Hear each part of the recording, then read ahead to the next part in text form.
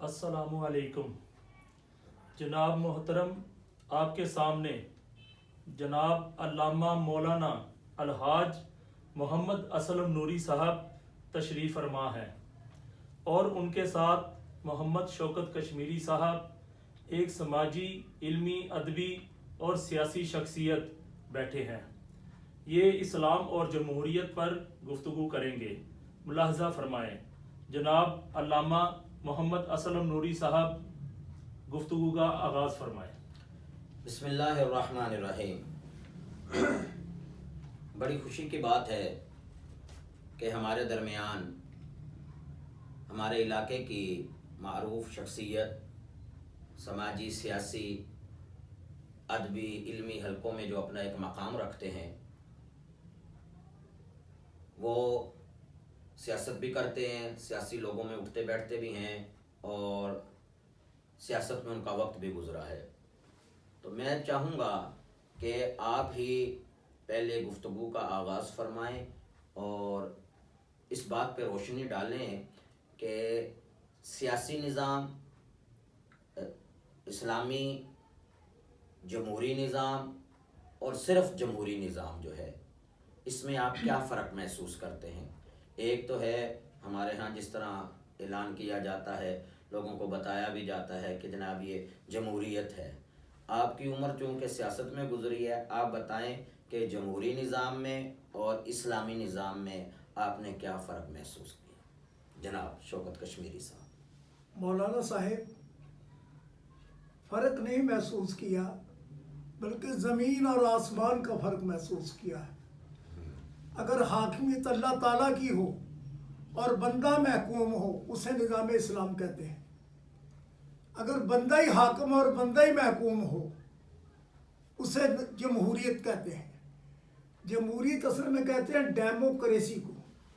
Democracy کو بندوں پر بندوں کی حکومت۔ اس چیز کی ڈاکٹر محمد اقبال انہوں نے بہت نفی کی ہے، جمہوریت کی سخت مخالفت کی ہے، پر ہم اپنی عادت نہیں چھوڑ سکتے۔ نہ ہم نے علامہ اقبال کو چھوڑا، نہ جمہوریت کو چھوڑا۔ ویسے ان کو مفکر پاکستان بھی کہتے ہیں ہم۔ وہ لکھتے ہیں کہ اس راز کو ایک مرد فرنگی نے کیا فاش، اس راز کو ایک مرد فرنگی نے کیا فاش، ہر چند کے دانا اسے کھولا نہیں کرتے۔ جمہوریت ایک طرز حکومت ہے کہ جس میں بندوں کو گنا کرتے ہیں، تولا نہیں کرتے۔ کیا بات ہے جی، کیا بات ہے۔ پھر دوسرا انہوں نے لکھا، جلال بادشاہی ہو کہ جمہوری تماشا ہو، جلال بادشاہی ہو کہ جمہوری تماشا ہو، جدا ہو دین سے سیاست تو رہ جاتی ہے چنگیزی۔ کیا تم نے دیکھا نہیں مغرب کا جمہوری نظام؟ چہرہ روشن اندرون سے چنگیز سے تاریک تر۔ بھائی یہ وہ نظام ہے جو نیک اور بد میں اس میں امتیاز نہیں ہوتا۔ مثلا ایک طائف ووٹ ڈال رہی ہے، وہ بھی ایک ووٹ ہے، وہ رائے دہندہ ہے، اور ایک عالم دین ووٹ ڈال رہا ہے، وہ بھی ایک ووٹ ہے، ایک پروفیسر ووٹ ڈال رہا ہے، وہ بھی ایک ووٹ ہے، اور ایک ہیروئن فروش ووٹ ڈال رہا ہے، وہ بھی ایک ووٹ ہے۔ جس میں نیک اور بد میں امتیاز نہ ہو، اسے جمہوریت کہتے ہیں۔ اور میں نے لکھا تھا، جمہوریت کے کفن میں سادہ مسلمان، یہ میرا اپنا لکھا ہوا کلام۔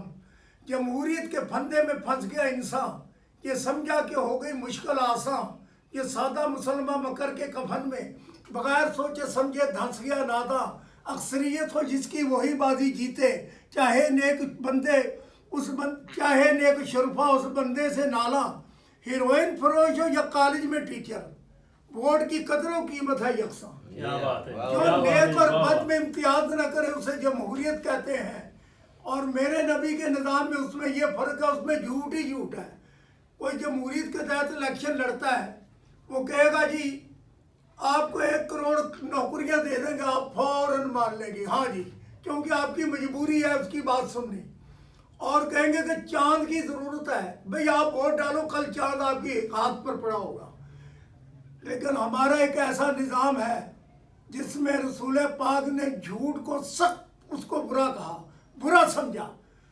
اور میں یہ کہوں گا لوگوں سے، دوستوں سے، کہ نظام اسلام نے جو ہمیں دیا ہے وہ دنیا کا کوئی نظام بھی نہیں دے سکتا، کوئی بھی اچھے سے اچھا انسان نظام نہیں دے سکتا، کچھ سسٹم نہیں دے سکتا، بلکہ اچھا سسٹم جو ہے وہ اچھا انسان دے سکتا ہے۔ کیا بات ہے جی، کیا بات ہے مثلاً کشمیری صاحب۔ ایک بندہ قاتل رسول ہے، آج وہ رسول پاک کو وہ قتل کرنا چاہتا ہے، لیکن ایک وقت پر آ کر وہی شخص عاشق رسول اور عمر فاروق بن جائے تو یہ اسلام کی مہربانی ہے، اسلام کے ہم پر بہت احسان ہے، اس کے بغیر ہمارا بیڑا پار نہیں ہو سکتا۔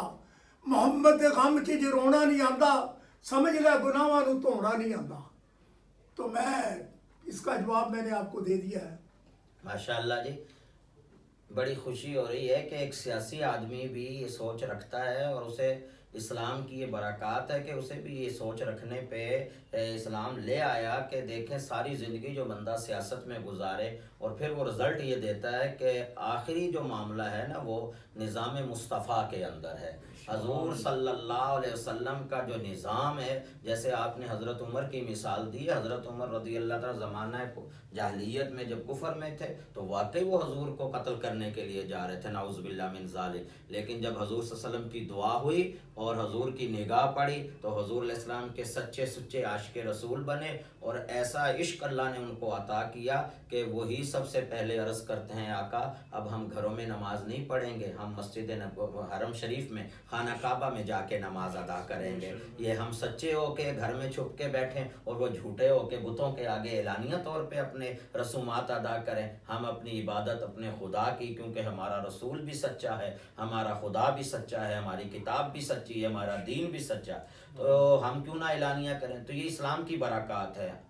1947 میں ہمارے ہاں ہمیں یہی کہا گیا اور اسی بات پہ لوگوں نے قربانیاں دیں کہ پاکستان کا مطلب کیا، لا الہ الا اللہ محمد الرسول اللہ صلی اللہ علیہ وسلم۔ اسی مقصد کے لیے لاکھوں انسان قربان ہوئے، خطہ مارز وجود میں آیا، خدائے پاک نے کرم کیا، حضور کا صدقہ پاکستان ملا، لیکن جس مقصد کے لیے ہم نے لیا ابھی تک 70-72 سال گزر چکے، اسلامی نظام کی ہمیں وہ ہوائیں وہ خوشبوئیں دیکھنا نصیب نہیں ہوئیں۔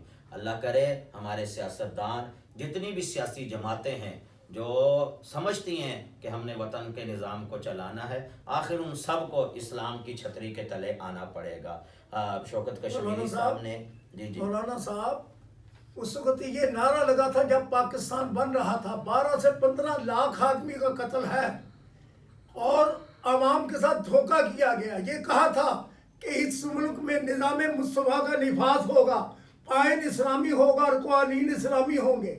بے شک ٹھیک ہے جی، کوئی بات پوری نہیں کی، وہ کہاں گیا نعرہ پاکستان کا مطلب کیا، لا الہ الا اللہ۔ آج بھی قوم زیر عتاب ہے اس بات کی کہ ہم نے جو اللہ سے وعدہ کیا تھا وہ پورا نہیں کیا۔ میرا آج بھی ایمان ہے بحیثیت مسلمان، آج آپ نظام مصطفیٰ کا نفاذ کر دیں تو ہر 17 سال کا بچہ محمد بن قاسم بن جائے گا انشاءاللہ۔ میرا یہ بھی ایک یقین ہے کہ 11 سال کے بچے اپنی ماؤں سے اپنے باپوں سے سپاہ سالاروں سے یہ جھگڑا کریں گے کہ مجھے جنگ میں کیوں نہیں شامل کرتے، ایڑیاں اونچی کر کے بتائیں گے کہ میرا قد کتنا ہے۔ آج بھی نظام مصطفیٰ کا نفاذ ہو جائے تو میں سمجھتا ہوں، اس لیے مجھے خوشی نہیں ہوئی اتنی پاکستان بننے کی، جس مقصد کے لیے بنایا تھا وہ مقصد پورا نہیں ہوا۔